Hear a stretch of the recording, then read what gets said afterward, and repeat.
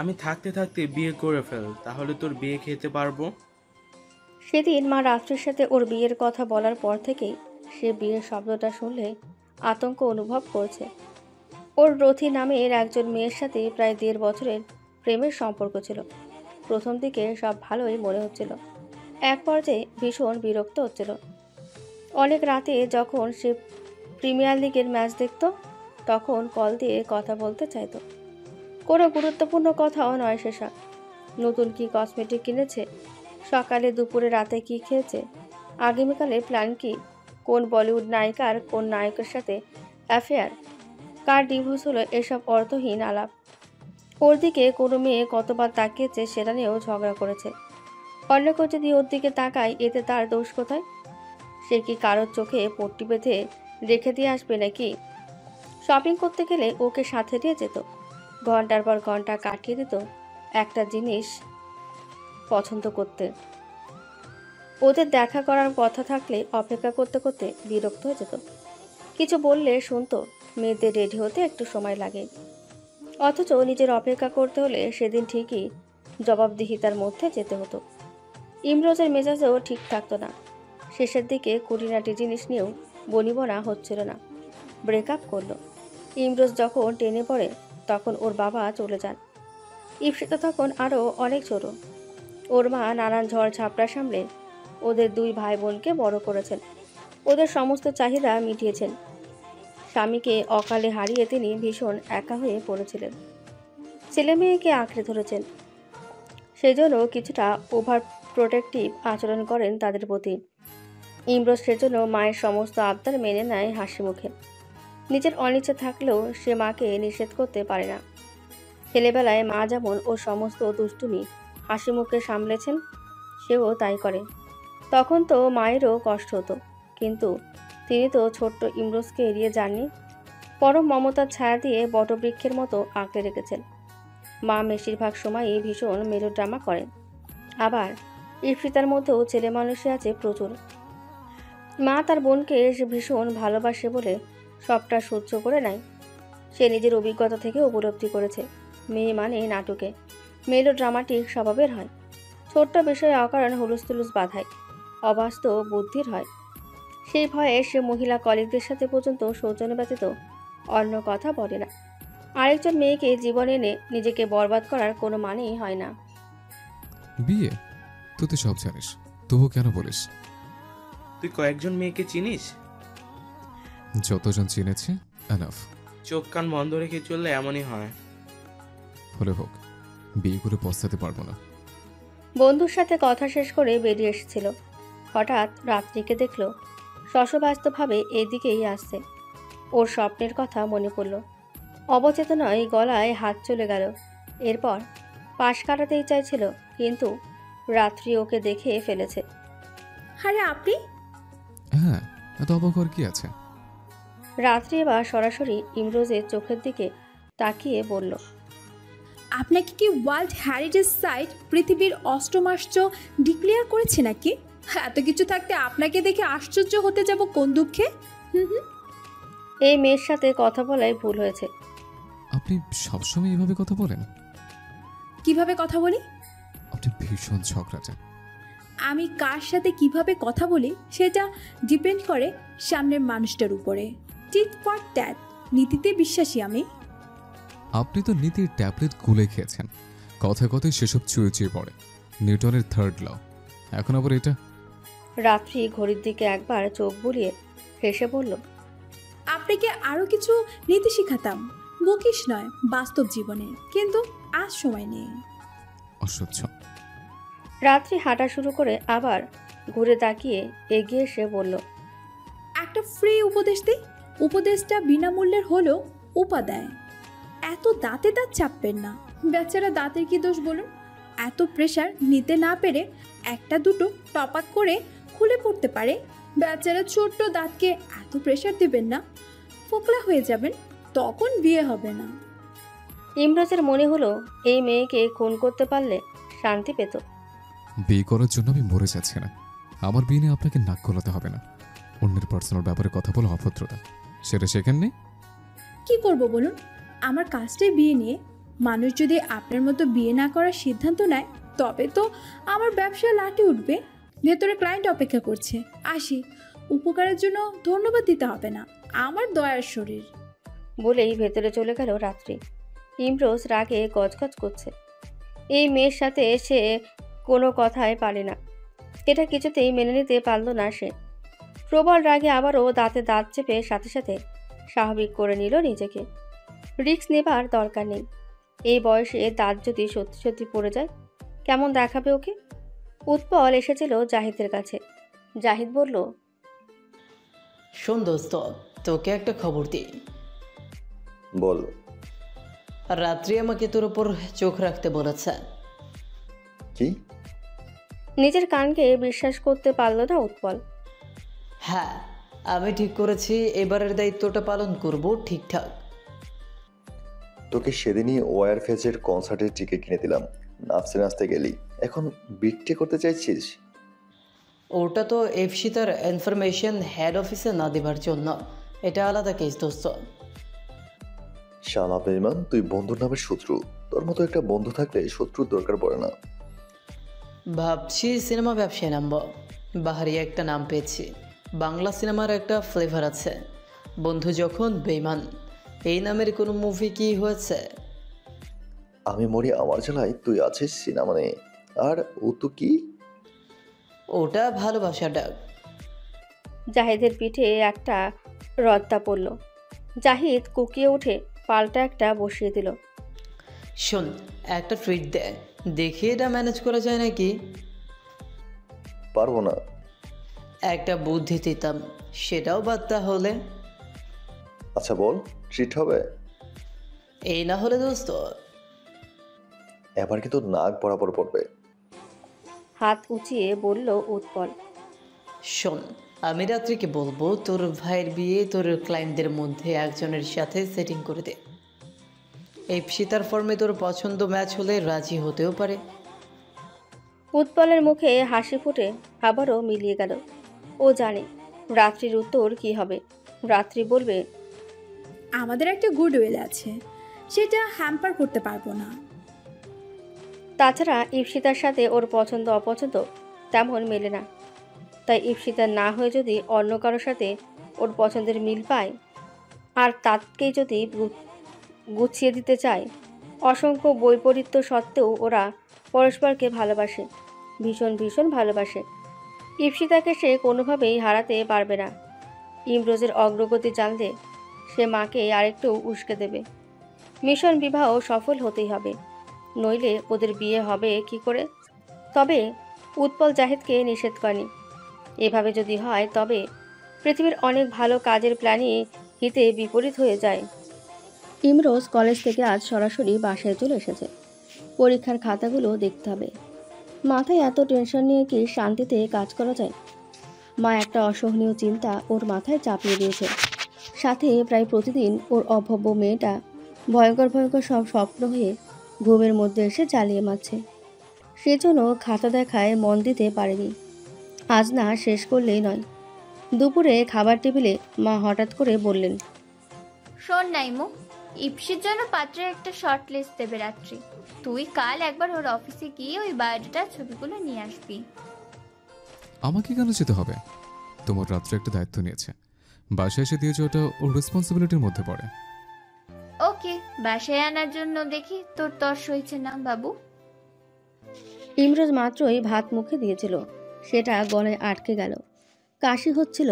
মা ওর পিঠে চাপড় দিতে দিতে বললেন, সাবধানে খাবি তো, এভাবে কেউ খায়? মনে হচ্ছে পেট নিয়ে তাড়া করেছে।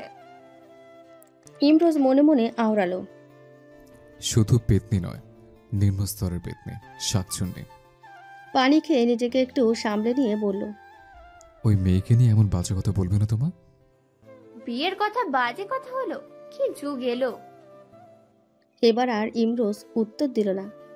মা যা একবার বলেন সেখান থেকে তাকে টলানো যায় না। ওকে আগামীকাল ওই গরুর ভাগার সদৃশ বিশ্রী অফিসটায় যেতে হবে। অযথা বেগরবাই করে নিজের এনার্জি খরচ করে লাভ নেই। বরং ও চাইল ইপসিতার বিয়েটা যত দ্রুত সম্ভব মিটে যাক। এই গ্যারাকল এমনিতেই মিটে যাবে।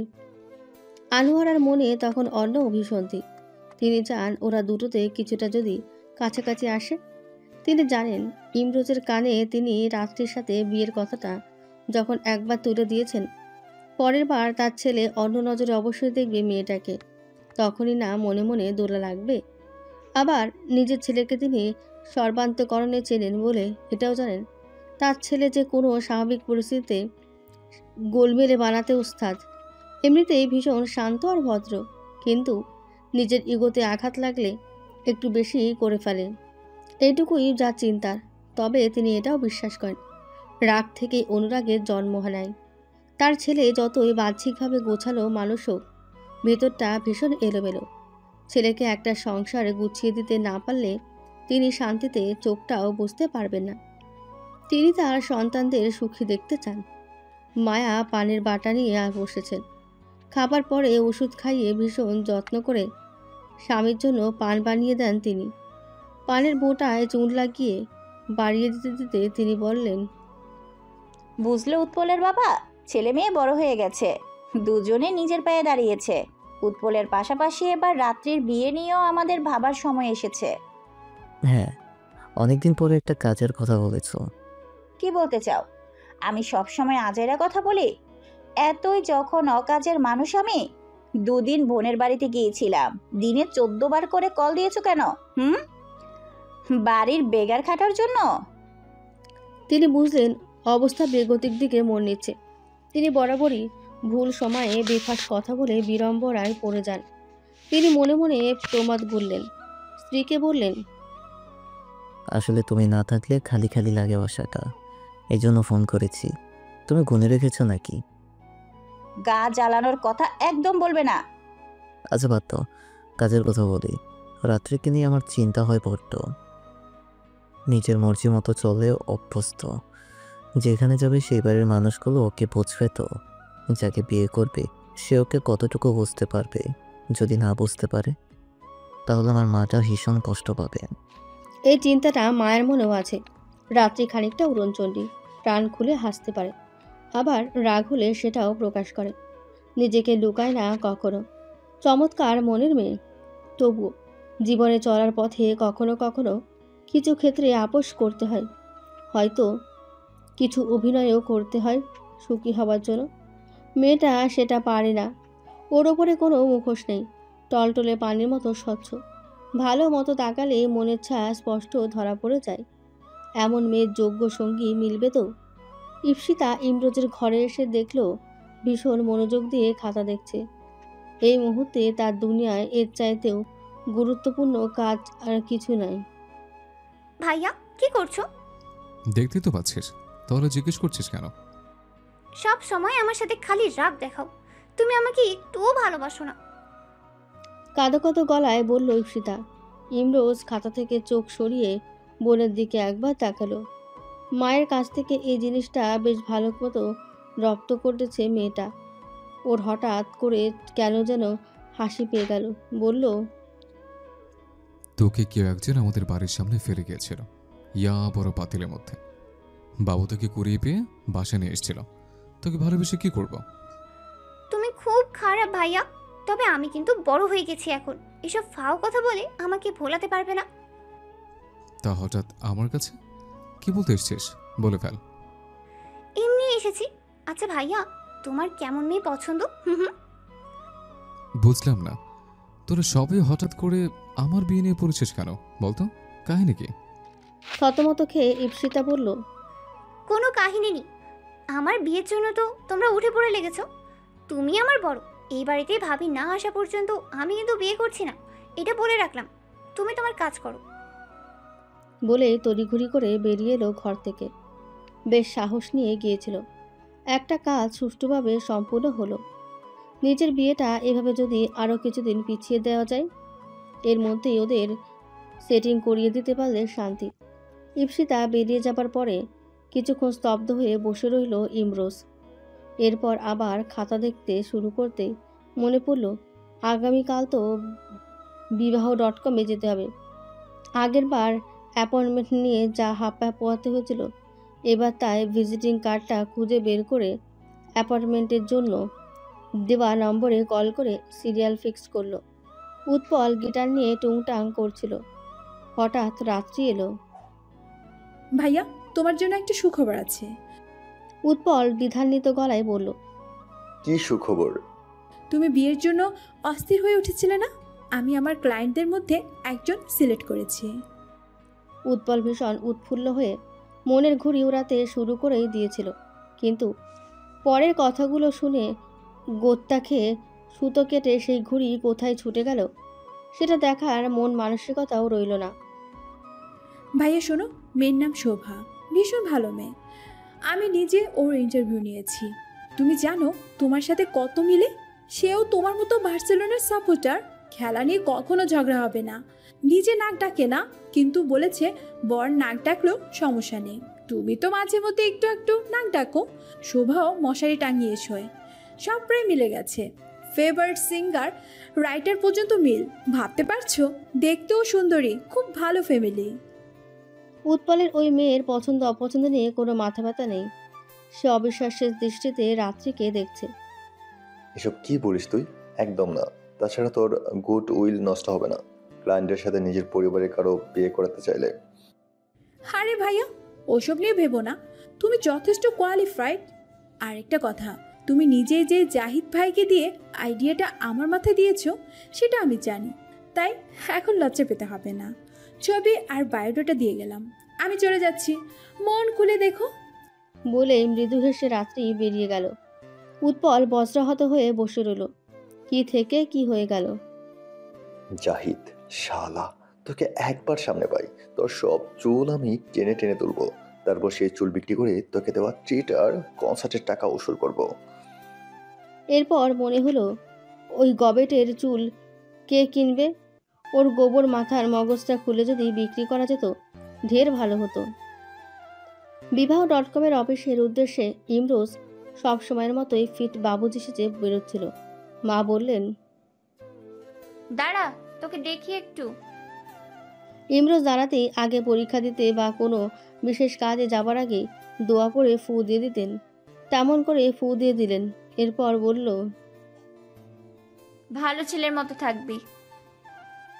ছোট্ট বাচ্চারা স্কুলে বা খেলতে যাওয়ার আগে মায়েরা যেমন সাবধান করে দেন, একদম দুষ্টুমি করবি না কিন্তু। এখনকার মায়ের বলা কথাটা অনেকটা তেমন মায়ের মতোই। মানে কি, আমি ছোট খোকা নাকি? না, তুই আই বুড়ো খোকা। ওই নিরীহ মেয়েটার সাথে দেখা হলেই যেভাবে ঝগড়া শুরু করেছিস, তাদের সাবধান করা ছাড়া আর কি করব? আহত দৃষ্টিতে মাকে দেখল ইমরোজ। ওখানে কোনো যন্ত্রণা উপেক্ষা করছে ওর জানা নেই। এটা তাই উপেক্ষা করাকেই শ্রেয় মনে করল। আজও সিরিয়াল নম্বর 6। তবুও প্রায় 1 ঘন্টা পেরিয়ে গেল। সেদিনের সেই পান খাওয়া লোকটা, তুবড়ি ফোটানো বিরক্তিকর লোকটা আজও এখানে উপস্থিত। ওকে দেখেই এগিয়ে এলো। আরে ভাই সাহেব, আপনিও আসছেন? রাত্রি আপা রাজি হয়েছে তাহলে? এইবার আপনার বিয়ে আর ঠেকাই কে? ইমরোজ প্রথমে লোকটার কথা বুঝতে পারল না, কারণ ওর মস্তিষ্ককে মা তখন অন্যদিকে ধাবিত করে দিয়েছেন। তাই ওর মনে হলো ওর সাথে রাত্রির বিয়ের কথাকে ইঙ্গিত করেছে লোকটা। আপনাদের আপা রাজি হলেই হবে নাকি? তার রাজত্ব চলছে, বাকিরা তার প্রজা। বিয়েতে 2 পক্ষেরই মতামত প্রয়োজন হয়। আমিও কি বিয়ে করতে রাজি নই। লোকটার দৃষ্টি বিস্ফোরিত হলো। চোখ দুটো কোঠর ছেড়ে যেন বেরিয়ে আসবে। ক্ষণকালের জন্য ওর কানটা শান্তি পেল। পরক্ষণেই লোকটার প্রায় ত্রাহি চিৎকার করলো, হায় আল্লাহ, আপনার সাথে রাত্রি আপার বিবাহের আলাপ চলতেছে নাকি? আমি কেমনে জানবো? মাপ দিয়েন ভাইজান, বুঝতে পারি নাই। এবার বাকরুদ্ধ হবার পালা ইমরোজের। এই লোকের এখনকার কথা শুনে ওর মনে পড়ল সেদিনের কথা। লোকটা বলেছিল রাত্রি যেই কেস নেয় সেই কেস সফল হয়। এখন তাহলে লোকটা সেটার কথাই বলছিল। এমন লজ্জায় সে কোনোদিন পড়েনি। নিজের ভ্যারিসাপার সুপার পাওয়ার না থাকার কারণে ভীষণ আফসোস হলো। এই জন্যই মা সবসময় বলতেন, রাগের মাথায় কোনো কাজ করতে নেই, কাজ করতে মাথা ঠান্ডা করতে হয়। কথা বলার ক্ষেত্রেও একই ব্যাপার মনে রাখবি, রাগের মাথায় বলা বেশিরভাগ কথাই ভুল কথা হয়। গুরুজনের উপদেশ এই জন্যই মানতে হয়। আজ যদি মায়ের এই উপদেশ মানত, তবে কি আর এমন বিব্রতকর পরিস্থিতিতে পড়তে হতো? সে কি পাগল হয়ে যাচ্ছে? আপনের সাথে হেরে মানাইবো ভালো। এবার ইমরোজ ঠান্ডা মাথায় কিছু বোঝাতে যাচ্ছিল, কিন্তু এর মধ্যে ওর ডাকপলি অগত্যা একজনের মাথায় অসাবধানতায় একটা ভুল কথা ঢুকিয়ে সেটা পরিষ্কার না করে ওকে ভেতরে যেতে যেতে বলা হলো। ইমরোজ ভেতরে এসে দেখলো রাত্রি একটা কাগজে চোখ বোলাচ্ছে, হয়তো কারো বায়োডাটা হবে। সে গলা খাকারি দিতেই মেয়েটা কাগজ থেকে চোখ তুলে ওর দিকে তাকালো। ইমরোজ সৌজন্য রক্ষার্থে জিজ্ঞেস করলো, কেমন আছেন? আমি সবসময় ভালো থাকি, আপনি কেমন আছেন? ভালো। আপনাকে দেখে মনে হচ্ছে না। কেন? মনে হচ্ছে কোনো কারণে আপনি খানিকটা নার্ভাস। এই মেয়ে নিশ্চয়ই ওকে বাজিয়ে দেখতে চাচ্ছে। সে কেন সুযোগ দেবে? একদমই না, নার্ভাস হতে যাবো কেন? কিছুটা ক্লান্ত বলতে পারেন। ওকে। এর মধ্যেই একজন অল্প বয়সী ছেলে এসে রাত্রির হাতে একটা প্লাস্টিক ফোল্ডার এগিয়ে দিল। রাত্রি ছেলেটাকে বলল, সুমন, ওনাকে তোমার স্পেশাল লেবুর শরবত খাও তো এক গ্লাস, আমাকেও দিও। আজ এত আপ্যায়ন কেন? এটা সাধারণ ভদ্রতা। আমাদের প্রতিষ্ঠান অতিথিপরায়ণ, প্রত্যেক ক্লায়েন্টকে আমরা সুন্দরভাবে ট্রিট করি।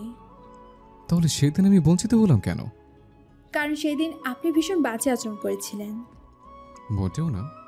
অবশ্যই হ্যাঁ, তবে এখন কাজের কথায় আসি। ঠিক আছে, আপনি ইপসিতার জন্য কিছু বায়োডাটা দেবেন বলেছেন। হ্যাঁ। ওর দিকে একটা প্লাস্টিক ফোল্ডার এগিয়ে দিয়ে বলল, এখানে আমাদের সিলেক্ট করা শর্ট লিস্ট আছে।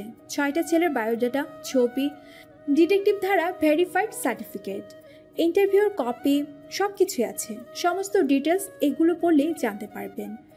সব পড়ে আপনারা আপনাদের পছন্দ অনুযায়ী প্রেফারেন্স লিস্ট সাজিয়ে আমাদের দেবেন, আমরা সেটা ধরে আমাদের কাজ করব।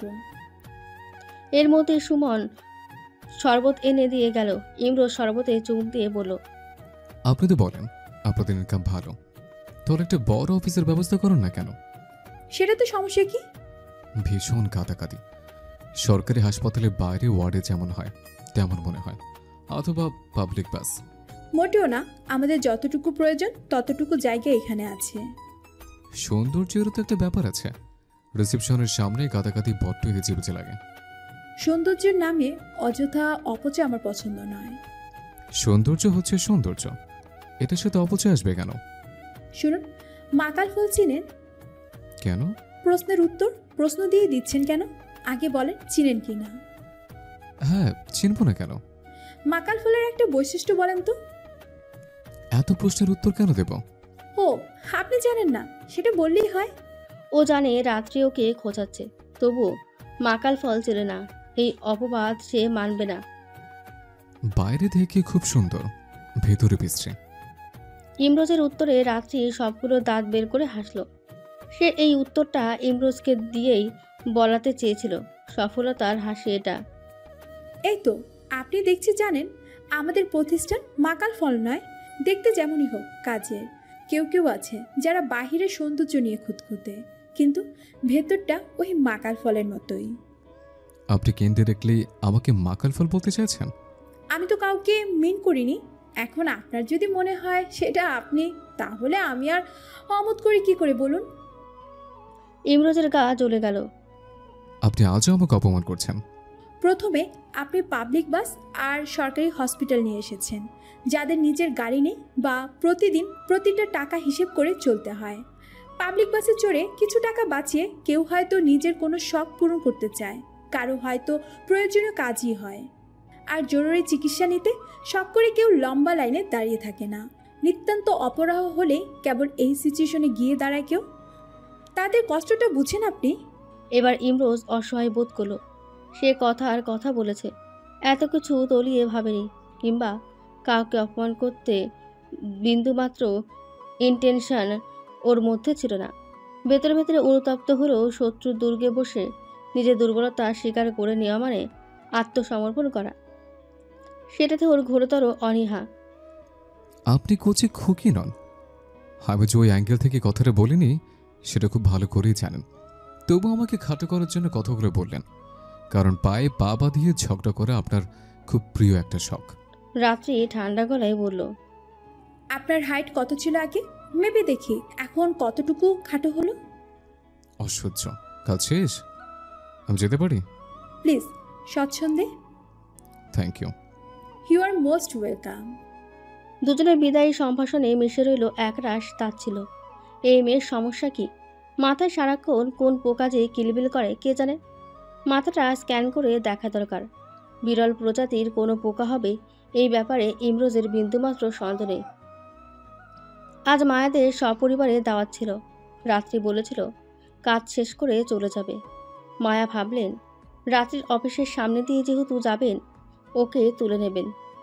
রাত্রির বাবা হাবিব সাহেবকে বসিয়ে মায়া আর উৎপল নেমে এলো। রাত্রির অফিসে ঢোকার পরে রিসেপশনিস্ট উঠে এসে হাসি মুখে তাদের স্বাগত জানিয়ে বসিয়ে দিল। বলল, ম্যাডাম লাস্ট অ্যাপয়েন্টমেন্ট অ্যাটেন্ড করছেন, এক্ষুনি বেরোবেন। এর মধ্যে কোত্থেকে একটা লোক চলে এলো। আসসালামু আলাইকুম। ওয়ালাইকুম আসসালাম। খালাম্মা, আমি ওই রাত্রি আপার কথা শুনেই বুঝলাম আপনি রাত্রি আপার আম্মা। মাশাল্লাহ, আজকে তার হবু জামাইরে দেখলাম। মাশাল্লাহ, মানিক জোর এক্কেবারে। মায়া অবাঞ্ছিত কথায় এক প্রকার বিরক্তি হলেন। কি বললেন বুঝলাম না। রাত্রি আপার হবু জামাই যেমন লম্বায় তেমন সুন্দর দেখতে। উৎপল বলল, কার কথা বলছেন? তার নাম কি? নাম তো জানি না, তো ছবি আছে আমার কাছে। সেলফি তোলার ঢং কইরা তার ছবি তুলছি একটা। বলেই সম্মতির অপেক্ষা না করে লোকটা গর্বিত ভঙ্গিতে নিজের মুঠোফোন এগিয়ে দিয়ে বলল, আমি আইছিলাম গোয়েন্দার চাকরির জন্য। আমি এইসবে ভালো। বেশি ভদ্রলোকেরা অন্যের বাড়িতে উকি ঝুঁকি মারতে শরম পায়। আমার মতো মানুষ দরকার থাকো। এখন বলেন, এত বড় একটা কেস সামাল দিলাম, যোগ্য না আমি? ছবিটা দেখা মাত্র ইপসিতার ভাইকে চিনতে বিন্দুমাত্র সময় লাগেনি উৎপলের। ইমরোজ এখানে কেন এসেছে এটাও সে জানে। এই লোক কোনো কারণে হয়তো ভুল বুঝেছে, তবে এই ভুলটা সে ভাঙাতে চাইল না। সিদ্ধান্ত নিল আরেকটু উস্কে দিতে। ছবি দেখতে হবে না, আপনি যান ভাই। আপনার চাকরির জন্য শুভকামনা। লোকটা আরও কিছু বলতে চেয়েছিল, সেই সুযোগ না পাওয়ায় ভারাক্রান্ত মনে ফিরে গেল। উৎপল বলল, মা, দেখেছো তোমার মেয়ে কত এগিয়ে গেছে? এটা সেই ছেলেটাই যার ব্যাপারে সেদিন বলেছিলাম রাত্রির জন্য। ও হয়তো কোনো কারণে লজ্জা পাচ্ছে বলতে। আমাদের এগিয়ে যাওয়া উচিত না? তুই শিওর তো? তাহলে এই ছেলে এখানে কেন আসবে আর ওই লোক কেন ভুলভাল বলবে? কোনো কিছু নিশ্চয়ই আজ করতে পেরেছ, নইলে এটা ভাববে কেন? কত লোকই তো আসে, ওনাকে দেখেই লোকটার সন্দেহ করার তো কোনো কারণেই নেই। কিছুক্ষণ ভেবে মায়া বললেন, তোর কথায় যুক্তি আছে, এবার আমাদেরও উদ্যোগ নিতে হবে। হাসি মুখে রাত্রি বেরিয়ে আসছে। উৎপল ভাবছে ওর ভবিষ্যতের কথা। এই ষড়যন্ত্রের পেছনে সে কলকাঠি নেড়েছে, এটা জানলে রাত্রি ওকে শুলে চড়াবেতে নিশ্চিত। তবে এত কিছুর পরও সে এটা বিশ্বাস করে সে বোনের ভালোই চাইছে। নিজের ভালোর সাথে বোনেরও ভালো হোক। ইপসিতার হাতে শোভা নামের মেয়েটার ছবি আর বায়োডাটা তুলে দিল উৎপল। উল্টো পাল্টা দেখে ইপসিতা জিজ্ঞেস করলো, এইটা দিয়ে আমি কি করব? এটা কে? এর নাম শোভা। সেটা তো দেখতেই পাচ্ছি। রাত্রি এই মেয়েটাকে সিলেক্ট করেছে আমার সাথে বিয়ে দেওয়ার জন্য। ইপসিতা দপ করে জ্বলে উঠল। মানে কি? তোমার বিয়ে ঠিক করে ফেলেছে আর তুমি নাচতে নাচতে সেই খবর আমাকে দিতে এসেছো? এখন আর আমাকে ভালো লাগছে না, না? শোভার শোভায় ডুবতে ইচ্ছা করছে। যাও, বিয়ে করে ফেলো তোমার শোভাকে। উৎপল কথা বলার চেষ্টা করছিল, কিন্তু পাত্তাই পেল না। এমন সারাশিকতার আক্রমণে সে ঢাল খুঁজে পাচ্ছিল না। অবশেষে যখন সুযোগ পেল, ততক্ষণে ইপসিতা উঠে দাঁড়িয়ে হাঁটতে শুরু করেছে। উৎপল ওর পেছনে যেতে যেতে বলল, আরে আমি কখন বললাম আমি ওকে বিয়ে করব? এই পাগলি, শোনো শোনো না। আরে একটু আস্তে হাঁটবে তো। আরে দেখো, আমি বিয়ে করতে চাইলে এগুলো এনে তোমাকে দেখাতাম, বুঝো না কেন? এবার ইপসিতার গতি খানিকটা স্লথ হলো, কিন্তু কিছু বলল না। উৎপল বলল, এখন আমাদের একসাথে লড়ার সময়, বিভক্তির সময় না। আমাদের মাথা ঠান্ডা করে ভাবতে হবে, মনে আছে? এটা একটা যুদ্ধ। যুদ্ধের ময়দানে এমন কত বিপদ উৎপেতে আছে, এগুলো তো আমাদের সামলাতে হবে, তাই না? ইপসিতা এবার পুরোপুরি থেমে গেল। ঘুরে তাকিয়ে উৎপলের দিকে তাকিয়ে বলল, সরি। এই তো বুঝতে পেরেছ, মিশন বিবাহর নতুন একটা চাল দিয়েছি আমি। কৌতূহল ইপসিতা প্রশ্ন করল, কি চাল? বসো, বলছি। সব শুনে উদ্ভাসিত হাসল ইপসিতা। উৎপল মুগ্ধ গলায় বলল, সুন্দর। কি? তোমার হাসি। আর আমি? সেটা নতুন করে বলতে হবে? হ্যাঁ, প্রতিদিন বলবে। যখন বুড়ো হয়ে যাব, চামড়ায় ভাঁজ পড়বে, দাঁত পড়ে যাবে, সব চুল সাদা হয়ে যাবে, তখনও বলবে। শুনতে এত ভালো লাগে, মনে হয় একজন মানুষ আছে, পুরো পৃথিবীর চোখ যাই হোক, সেই মানুষটার চোখে আমি পৃথিবীর শ্রেষ্ঠ সুন্দরী। কেমন স্বপ্নালু শোনায় মিষ্টিতার গলাটা, চোখে স্বপ্নের আঁকিবুকি। উৎপল মন্ত্রমুগ্ধের মতো বলল, বলবো, সব সময় বলবো। প্রিয়জনের হাসির মুখ দেখতে কার না ভালো লাগে। স্বপ্নের পথের বাধাগুলো যেন সবকিছুর জন্য ওদের মন থেকে হারিয়ে গেল। এক রাশ ফুরফুরে বাতাস ওদের সমস্ত মনকে আচ্ছন্ন করে ফেলল। রাত্রি খাবার পরে শুয়ে শুয়ে ওদের প্রচারণার জন্য একটা বিজ্ঞাপন দেওয়ার পরিকল্পনা করছিল। আগের বারের বিজ্ঞাপনটা একেবারেই নবিশ লোক দিয়ে করিয়েছিল, ওর নিজেরই খুব একটা পছন্দ হয়নি। এখন যেহেতু ভালো আয় হচ্ছে, বিজ্ঞাপনের জন্য একটা প্রফেশনাল এজেন্সি সে অ্যাফোর্ড করতে পারবে। সোশ্যাল মিডিয়ার যুগে প্রচারণা বিশাল ভূমিকা পালন করে লোকের আরও কাছাকাছি যেতে। বিবাহ.com ওর অনেক স্বপ্নের একটা জায়গা, এটাকে বহু দূর নিয়ে যেতে চায় সে। এটা থেকে অল্প কিছু মানুষের কর্মসংস্থানও হচ্ছে। মায়া এক গ্লাস লেবুর শরবত নিয়ে এলেন। গরমটা এবার বড্ড বেশি পড়েছে। রাত্রি উঠে বসলো। তুমি আবার এখন এত কষ্ট করতে গেলে কেন মা? আমার কষ্ট যেন কত বুঝিস। জীবনে আমার সাথে কাজে হাত লাগিয়েছিস কয়দিন? মা, সেই দিনও ঘর গোছালাম। একদিন করে উদ্ধার করেছিস, এখন এটা নে, ধর। রাত্রি হাসল। মা সবসময় শাসনের ভঙ্গিতে কথা বলেন, কিন্তু তার মধ্যেও ভালোবাসাটা ঠিকই বোঝা যায়। এই যে বলেন কাজ করিস না, কিন্তু করতে গেলেই বলেন যা তো, কাজের নামে আমার কাজ বাড়াতে হবে না। রাত্রির মা কিছু একটা ভেবে তারপর বলে, তোর সাথে একটা কথা ছিল। বলো না মা। তোর কোনো পছন্দের ছেলে আছে? রাত্রি ভিমরি খেল। এসব কি বলছো মা? শোন, এত সংকোচ করতে হবে না, খুলে বল। আমরা বসি কথা বলি। মেঘে মেঘে তো কম বেলা হলো না। আমার পছন্দের কেউ নেই মা। মায়ার কাছে মনে হলো তার মেয়ে লজ্জা পাচ্ছে। এই ধরনের কথা মায়ের সাথে শেয়ার করতে কিছুটা লজ্জা পাওয়া স্বাভাবিক। তাই তিনি অন্যদিকে হাঁটলেন। ভাবলেন নিজের উদ্যোগে তিনি কথা এগিয়ে নেবেন মেয়ের পছন্দের ছেলের সাথেই। আচ্ছা, তাহলে আমরা যদি কাউকে পছন্দ করি, তোর আপত্তি আছে? বিয়ে করতে রাত্রির আপত্তি নেই, কিন্তু বিয়ে নিয়ে সে ভীষণ খুঁতখুঁতে। অন্যেরটা নিয়ে যতটা কনসাস থাকে, নিজের ক্ষেত্রে সেটা হওয়াটা মোটেও অস্বাভাবিক নয়। মা, তোমাদের পছন্দ নিয়ে আমার আপত্তি নেই, কিন্তু আমি আর 2 বছর পরে বিয়ে করব। শোন, শুভ কাজ যতই তাড়াতাড়ি হয় ততই ভালো। আমাদের কাছে খুব ভালো একটা ছেলে আছে, কথা বলে দেখি। তাছাড়া কথা বললেই তো আর বিয়ে হয়ে যাচ্ছে না, তাই না? সময় এমনিতেই অনেক লাগে এসব ক্ষেত্রে। মা শোনো, তুই আমার কথা শোন।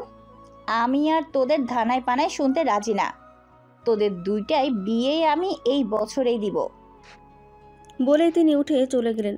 হঠাৎ করে ঘাড়ে এটা কি নতুন আপদে সে ভর করল। সে অবশ্য এটা নিয়ে এত মাথা ঘামালো না।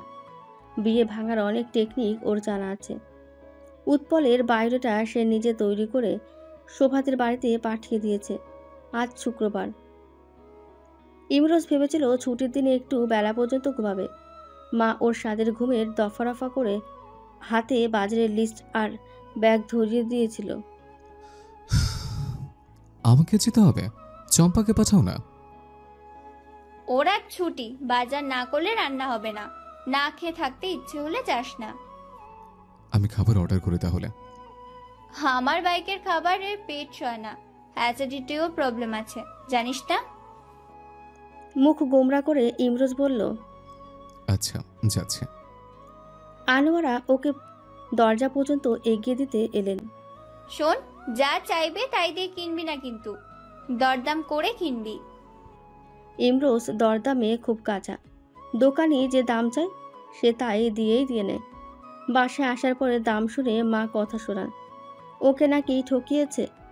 আনোয়ারা চান ছেলে মেয়েরা আত্মনির্ভরশীল হোক, নিজের কাজগুলো নিজেই করুক। মেয়েটা হচ্ছে কুড়ের রানী, ছেলেটা পরিশ্রমী কিন্তু খুঁতখুঁতে বাতিক আছে কিছুটা। ঘরের কোথাও এলোমেলো থাকলে নিজেই পরিষ্কার করে, কিন্তু অসুস্থ থাকলে কখনো কখনো রান্নাও করে। ইমরোজের এই দিকটা ভীষণ ভালো। ইপসিতা কখনো রান্নাঘরে গেলেও সে সরিয়ে দেয়। বোনকে ভীষণ ভালোবাসে বলে, তবে বাজার করতে ভয় পায়। আজ বাসায় রাত্রির মা আর বাবা আসবেন, তিনিই কল দিয়েছিলেন। ইপসিতা কোত্থেকে যেন নম্বর জোগাড় করেছে। তিনিও বসে থাকতে চান না। তার এক বান্ধবী তাকে খুব করে ধরেছে ইমরোজকে তার মেয়ের সাথে বিয়ে দিতে, কিন্তু মেয়েটাকে তার পছন্দ নয়। বড্ড নাক সিটকানো স্বভাব মেয়ের। ওদিকে রাত্রিকে তার ভীষণ পছন্দ হয়েছে। তাছাড়া আগে থেকে চেনেন, ক্লাসে ফার্স্ট সেকেন্ড হতো না মেয়েটা, তবে বিভিন্ন কার্যক্রমে সবার আগে এগিয়ে আসতো। সেন্সিবল ছিল, আবার স্পষ্টভাষী। সেদিনও কথা বলার সময় এটা বুঝতে পেরেছে। তাছাড়া তার ছেলেটা যেমন স্বভাবের, একটু শক্ত ধাতের কেউ না হলে হবে না। সব কিছু বিবেচনা করে রাত্রিকে সঠিক মনে হয়েছে। তারাও আসতে রাজি হয়েছেন। জুম্মার নামাজের পরপরই তারা রওনা দেবেন। দুপুরে এখানে খাবেন। বাজারে ঝক্কি সামলে বাসায় আসার পরপরই ওর এক বন্ধু কল দিল তার বাসায় যেতে। আরও কিছু বন্ধুরা আসবে। অনেকদিন সবার সাথে দেখা হয় না। সে মসজিদে যাবার সময় একেবারে প্রস্তুতি নিয়েই বেরিয়েছে। সে জানতেও পারল না এত কষ্ট করে কাজের জন্য বাজার করলো। আনোয়ারার সাথে কথা বলে মায়ার মনে হলো ভদ্রমহিলা ভীষণ প্রাণখোলা মানুষ, খুব আন্তরিক। ছেলের বোনও বেশ লক্ষ্মী একটা মেয়ে। কিছু কিছু মানুষ আছেন যাদের চিনতে খুব বেশি সময় লাগে না। ভদ্রমহিলা তেমনই। এই পরিবারে রাত্রি ভালো থাকবে। হাপা, আমার ছেলে বলে বলছি না, ছেলে হিসেবে ইমরোজ খুব ভালো মনের মানুষ। তবে একটু দোষ ত্রুটি নিয়েও বলি, যদি সম্বন্ধ হয় কিছু না লুকানোই ভালো। আপনারা যাতে সবটা বিবেচনা করতে পারেন। বিয়ের পরে রাত্রি যেখানে থাকবে, যার সাথে থাকবে, সেটা যাতে আপনারা যাচাই করে নিতে পারেন। ইমরোজ একটু রকচটা ধরনের, হুটহাট রেগে যায়, তবে হটকারী নয়। রাগটা আবার হুটহাট পড়েও যায়। আপা, আমরা তো ছেলে দেখবই। আপনাদের আন্তরিকতা আমাদের খুব ভালো লেগেছে। রাত্রিকে তো আপনি দেখেছেনই, আমি আর কি বলবো। আমার মনে হয় আমাদের জমবে ভালো। কি বলেন ভাই সাহেব? হাবিব সাহেব হেসে বললেন, হ্যাঁ হ্যাঁ, আমারও তাই মনে হয়। ইপসিতা পুরো সময়টায় ভীষণ সতর্ক থেকেছে। হবু শ্বশুর শাশুড়িকে প্রথমবার সামনাসামনি দেখছে। নিজের একটা ভালো ইমপ্রেশন তৈরি না হলে ভবিষ্যৎ অন্ধকার। উৎপল ইচ্ছে করে আসেনি। দুই মায়েরই দৃষ্টি ভীষণ তীক্ষ্ণ, কখন না জানি ধরা পড়ে যায়। এই ভয়ে আজকের এই সাক্ষাতে এসে অনুপস্থিত। ইপসিতা আনাড়ি হাতে তাদের আপ্যায়ন করার চেষ্টা করেছে। আনোয়ারা মেয়ের আচরণে কিছুটা পরিবর্তন খেয়াল করেছেন। যে মেয়ে নিজের খাবারই ঠিকঠাক বেড়ে খেতে চায় না, সেই মেয়ে এই আশ্চর্য পরিবর্তনের হেতু তার ঠিক বোধগম্য হলো না। সামনে বিয়ে হয়ে যাবে বলে এখন থেকে অভ্যাস করেছে জানি। প্রায় 2 সপ্তাহ নির্বিঘ্নেই কাটল। এর মধ্যে আনোয়ারা আর মায়ার মধ্যে আরও বেশ কয়েকবার মুঠোফোনে কথা হয়েছে। ওদিকে আনোয়ারা রাত্রির পাঠানো বায়োডাটা থেকে 2টো পছন্দ করে ফেলেছেন। সবার বাড়ি থেকে উৎপলের বিষয়ে আগ্রহ দেখিয়েছে। রাত্রি এটা নিয়ে বেশ খুশি। উৎপলকে এখনও জানানো হয়নি।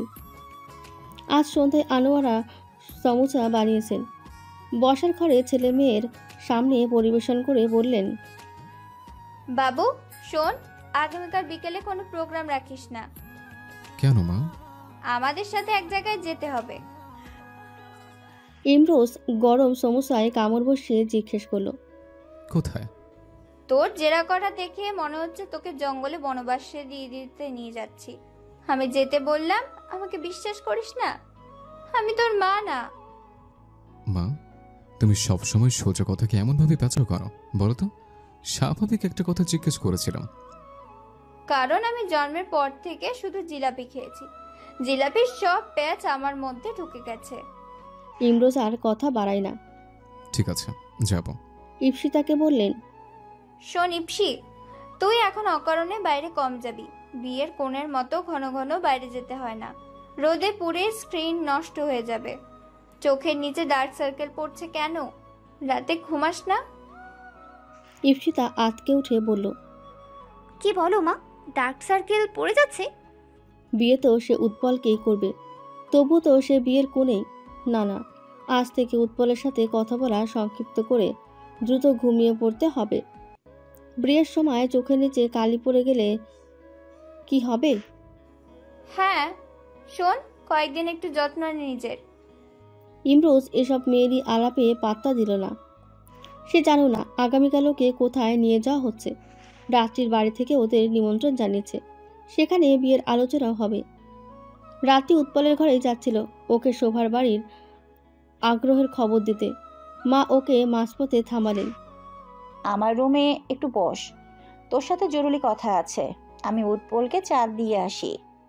রাত্রি উৎপলের ঘরে না গিয়ে বাবা মার ঘরে গেল। বাবা পত্রিকায় মুখ ডুবিয়ে বসে আছেন। ওর পায়ের শব্দ পেয়ে বললেন, তুই তো আজকাল অমাবস্যার চাঁদ হয়ে যাচ্ছিস মা। খুব ব্যস্ত থাকি বাবা। মার জরুরি কথাটা কি, সেটা কি তুমি জানো বাবা? কিছুটা জানি, তোই বলবো না, তোর মাই বলবে। তুমি হিন্ট দাও অন্তত। এর মধ্যে মায়া এসে বললেন, শোন রাত্রি, কাল বাসায় মেহমান আসবে। কারা? তোর বিয়ের ব্যাপারে বলছিলাম না, ওনারা আসবে। মা, আমি তো বলেছিলাম এখন না। আরে এত উত্তেজিত হচ্ছিস কেন? দেখা কর, কথা বল, এতে তো কোনো দোষ নেই। তোর কথা শুনে মনে হচ্ছে যেন তোকে কালই কবুল বলতে বলা হচ্ছে। বাবা তুমি কিছু বলো। এটার ক্ষেত্রে কিছু বলবো না, তোর মা এবার একটা ঠিক সিদ্ধান্ত নিয়েছে। এর মধ্যে মায়া এসে বসলেন। কটমট করে স্বামীর দিকে তাকাতেই তিনি গলা খেকানি দিয়ে কথা ঘুরিয়ে ফেললেন। না মানে তোর মা তো বেশিরভাগ সময়ই ঠিক সিদ্ধান্তই নেয়, এটাও সঠিক সময় বলে মনে হচ্ছে। বলে স্ত্রীর কঠিন মুখ সহজ হয়ে এসেছে দেখে স্বস্তির নিঃশ্বাস ফেললেন। যাক, বহুদিন পরে তিনি সঠিক সময়ে নিজের মুখটাকে নিয়ন্ত্রণ করতে পেরেছেন। এই মুহূর্তে তার ঝগড়া করার মতো ইচ্ছে বা সময় কোনোটাই নেই। একটা আর্টিকেল পড়বেন, তার জন্য মনোযোগ লাগবে। তোমাদের এটাই শেষ কথা? হ্যাঁ ঠিক আছে। রাত্রি বেরিয়ে যেতে যেতে বলল, ছেলে আসবে? হ্যাঁ। ছেলের সাথে কথা বলে ঠিকই এটা পণ্ড করা যাবে ভাবল রাত্রি। আনোয়ারা একটা পাঞ্জাবি ধরিয়ে দিলেন ইমরোজের হাতে। এটা পরে রেডি হয়ে নে। এটাই পড়তে হবে কেন মা? এই রঙে তোকে ভীষণ মানায়। ইমরোজ সন্ধিহান দৃষ্টিতে মাকে নিরীক্ষণ করে বলল, আমরা কোথায় যাচ্ছি বলো তো মা? এত ঘটা করে সাজার মানে কি? গেলেই দেখতে পাবি। ইমরোজ অফ হোয়াইট পাঞ্জাবিটা পরে ভীষণ পরিপাটি হয়ে বেরিয়ে এলো। পোশাকের ক্ষেত্রে সে বরাবরই ভীষণ রুচিশীল। সে খুব ভালো ক্যারি করতে পারে। আনোয়ারা ছেলেকে চোখ ভরে দেখলেন। মাশাআল্লাহ, খুব সুন্দর দেখাচ্ছে বলেই দোয়া পরে বুকে ফু দিয়ে দিলেন। ইমরোজের মনের সন্দেহ প্রগাঢ় হচ্ছে। ইপসিতা শাড়ি পরেছে, ওকেও ভীষণ মিষ্টি লাগছে। আনোয়ারা ওর দিকে তাকিয়ে বলেন, তুই শাড়ি পরবি বলিসনি তো? ইপসিতা অপ্রস্তুত হয়ে গেল মুহূর্তের জন্য। আজ হবু শ্বশুর বাড়ি যাচ্ছে প্রথমবার। একটা ব্যাপার আছে না? যদিও অন্য পরিচয়ে যাচ্ছে, তবুও একটা ব্যাপার আছে না? বাড়ি তোমরা সবাই সেজে গুজে যাচ্ছ, আমি এমনি এমনি যাবো নাকি? মেয়েকেও ফু দিয়ে দিলেন। ইপসিতার গায়ের রং একটু চাপা, মুখের আদলে অদ্ভুত মিষ্টতা আছে। বিয়ের কথাবার্তা হলে নাকি মেয়েদের রূপ ফলতই হয়।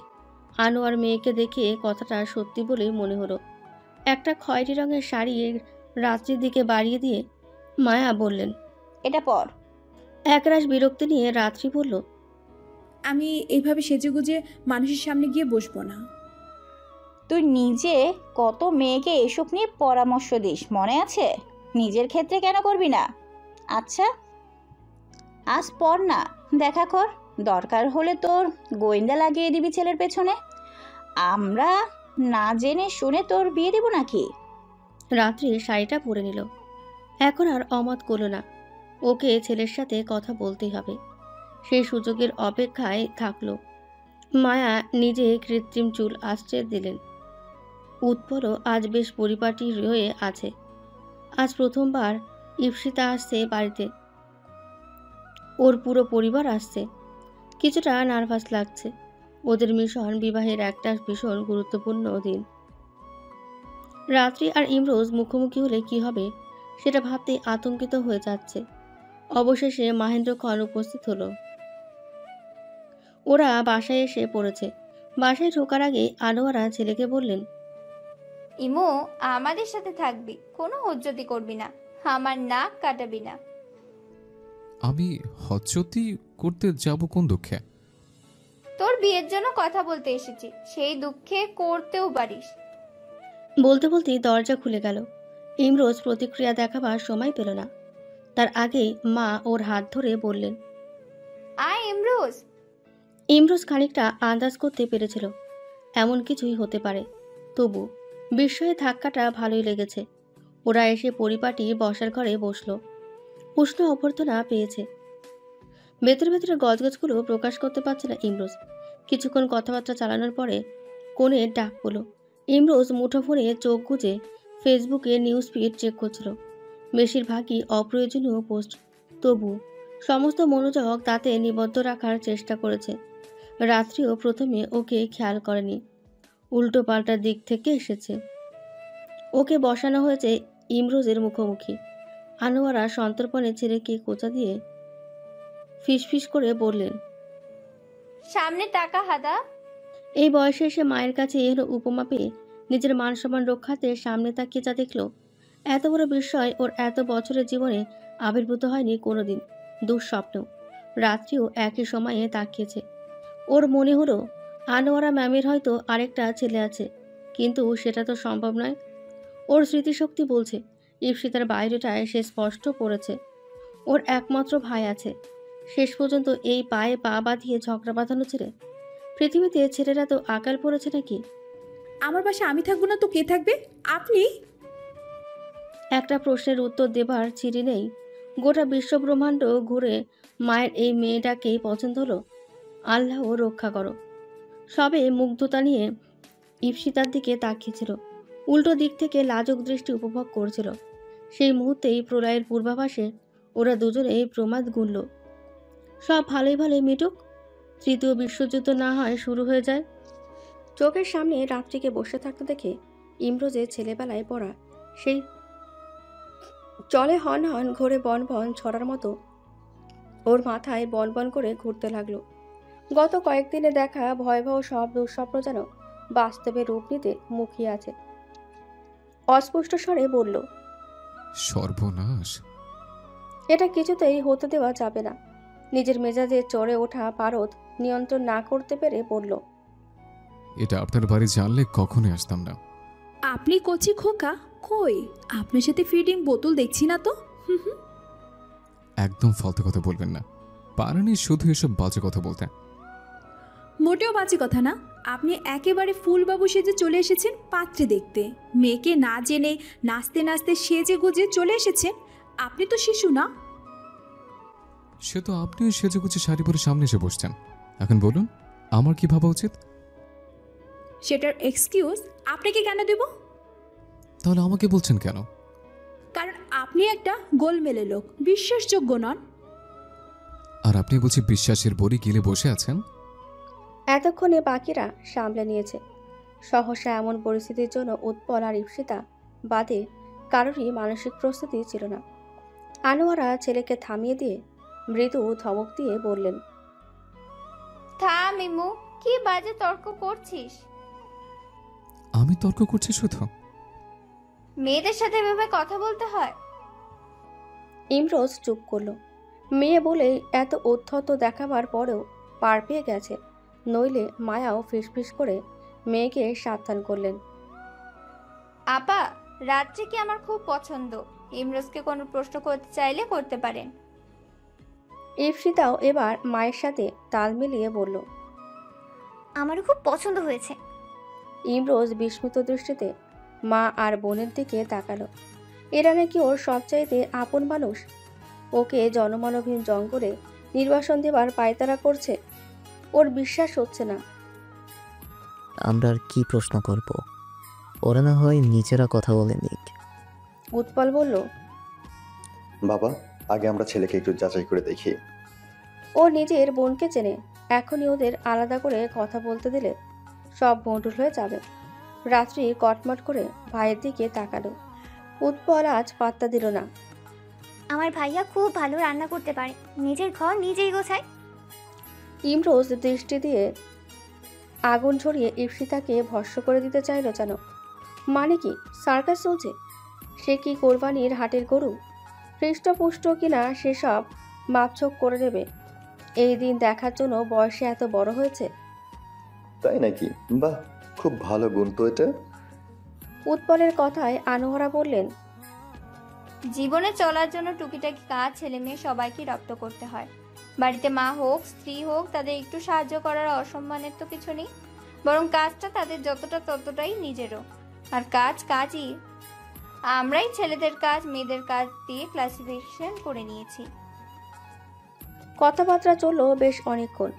খাবার টেবিলে ইমরোজের সাথে হাবিব সাহেব আর উৎপলের আড্ডা বেশ জমে উঠল। প্রথম দিকে ওদের ঝগড়া করতে দেখে ইমরোজকে অ্যারোগ্যান্ট বলে মনে হচ্ছিল, কিন্তু এখন কথা বলে ভীষণ ভালো লাগলো। মাথা থেকে চিন্তার বোঝা নামলো। ইমরোজ দেখলো এই বাড়িতে রাত্রিবাদে আর প্রত্যেকেই ভারী আন্তরিক। ওর ওপরে রাগ তাই পরিবারের অন্যদের ওপরে প্রকাশ করা ঠিক নয়। তাই তাদের সাথে ওর সহজাত আচরণই করলো। ফিরে যাচ্ছিল, এর মধ্যেই একটা টেক্সট মেসেজ এলো। আপনি ভুলেও যদি বিয়েতে রাজি হয়েছেন তাহলে ভীষণ পস্তাবেন। ইমরোজ সাথে সাথে লিখলো। আমি তো আপনাকে বিয়ে করার জন্য মরেই যাচ্ছে। আপনার মতো মেয়েকে বিয়ে করে নিজের শান্তি নষ্ট করার চাইতে জঙ্গলে গিয়ে পশু পাখিদের সাথে বাস করাটাও শান্তির। রিপ্লাই এলো 1 মিনিটের মধ্যে। আমার মতো মেয়ে মানে কি? উন্মাদ। আমি যদি উন্মাদ হই তবে আপনি গাধা প্রজাতির মানুষ, যার মাথায় 1 তোলা বুদ্ধি নেই, অথচ লজিকলেস কথার খই ফুটছে। আপনি শুধু উন্মাদ না, মহা উন্মাদ। এই যে দেখলেন, আপনার নিজের কথার স্থায়িত্ব নেই। মিনিটে মিনিটে আমাকে দেওয়া বিশেষণ পরিবর্তন করছেন। এত ঝগড়াটে মানুষের মতো তর্ক না করে নিজের উপরে ভরসা বাড়ান, যাতে নিজেরই মতামত চেঞ্জ না হয়। আর টেক্সট লিখলো না, মনে মনে আওড়ালো। অসহ্য। সিনক্রেটটা কেন করলি? মাঝ রাস্তায় আনোয়ারার প্রশ্নে মুঠোফোন থেকে চোখ তুলল ইমরোজ। মা, ওকে আমি বিয়ে করব না। তাহলে কাকে বিয়ে করবি? পছন্দের কেউ আছে তোর? ইপসিতা পাশে বসে ভাবল, ওকের মা কেন এই প্রশ্ন করলেন না? তাহলে এত এত প্ল্যান করতে হতো না। না। তাহলে এভাবেই আইবুড়ো সেজে বসে থাকবি? এটাই দেখার বাকি ছিল। ভেবেছিলাম নাতি নাতনির সাথে একটু আনন্দ করব, সেই সুখ কি আর আমার কপালে আছে? মা প্লিজ, তোমার মেলো ড্রামা আবার শুরু করো না, ভালো লাগছে না। মেলো ড্রামা দেখেছিস কি তুই? মেলো ড্রামা কত প্রকার ও কি কি, উদাহরণ সহ ব্যাখ্যা সব দেখাবো। এটাই শুনতে হলো আমার। আমি ওই মেয়েকে বিয়ে করব না, তার চাইতে বনবাসে চলে যাব। সামনে তাই যা, কয়দিন পরে বুড়ো হবি। আজ বুড়ো অবিবাহিত ছেলেকে চোখের সামনে দেখতে চাই না। শোন, যতই ধানাই পানাই কর, কোনো লাভ হবে না। তোর পছন্দ থাকলে বিবেচনা করে দেখতাম, যেহেতু নেই তাই রাত্রি ফাইনাল। মা, অপ্রয়োজনীয় কথা আমি শুনি না। ওরা চলে যাবার পরে বসার ঘরে উৎপল বসে আছে ওর বাবা মায়ের সাথে। রাত্রি নিজের ঘর থেকে বের হয়নি। উৎপল প্রশ্ন করলো, ছেলেকে কেমন দেখলে তোমরা? মায়া বললেন, এমনিতেই ভালোই মনে হলো, কিন্তু ওরা দুজন তো একজন আরেকজনকে সহ্যই করতে পারে না বলে মনে হলো। এটাই ভাবনার। উৎপল উত্তর গুছিয়ে রেখেছিল। বলল, মা, এভাবে কেউ অল্প পরিচিত কারোর সাথে ঝগড়া করে? তুমি বলো। তাছাড়া সেদিন ওই লোকটা কি বললো শুনোনি? আমার তো মনে হচ্ছে কাহিনী অন্য। বাবা বললেন, কি কাহিনী? আমার ওদের কথাবার্তার ধরন দেখে মনে হলো দুজন দুজনকে পছন্দ করে, কিন্তু কোনো কারণে ওদের মধ্যে মনোমালিন্য চলছে। ইগো কাটিয়ে উঠে কেউ এগিয়ে আসছে না, দুজনই অন্যজনের জন্য অপেক্ষা করছে। রাত্রির আপনজন হিসেবে ওদের সাহায্য করা আমাদের দায়িত্ব না? মায়া ভাবলেন, উৎপলের কথা ফেলে দেবার মতো নয়, নইলে অকারণে এভাবে ঝগড়া করবে কেন স্বল্প পরিচিত কারোর সাথে। ঠিক আছে, রাত্রিকে জিজ্ঞাসা করে দেখি। মা, তোমার মনে হয় ও এখন তোমাকে কিছু বলবে? তাও ঠিক। রাত্রির মাথায় আগুন জ্বলছে, শাড়ি বদলে ফেলেছে, সেটা এখন মেঝেতে গড়াগড়ি খাচ্ছে। ওই বিরক্তিকর ছেলের জন্য ওকে এই শাড়ি পরতে হয়েছে, ভাবলেই অসহ্য লাগছে। এই শাড়িটা জ্বালিয়ে দিতে পারলে শান্তি পেত। কি লজ্জা, অপমানে ওর মাথা কাটা যাচ্ছে। পরক্ষণে ভাবল, নিরীহ শাড়ির ওপরে রাগ করে লাভ কি, বরং এত সুন্দর শাড়িটা নষ্ট হবে। ইমরোজের মাথায় আগুনটা ধরালে কাজের কাজ হতো। সে নিজের রুম থেকে বেরিয়ে উৎপলের রুমে এলো। ভাইয়া, তুমি এটা কেন করলে? উৎপল শঙ্কিত হলো, ধরা পড়ে গেল নাকি? কি করেছি আমি? ওই লোকটার সাথে আলাদা করে কথা বলার বাগড়া দিলে কেন? তাহলে কি হতো? কি আবার হতো? ওই তাদরাটাকে উচিত শিক্ষা দিতাম। তাহলে তুই এই বিয়ে করতে চাস না? প্রশ্নই আসে না।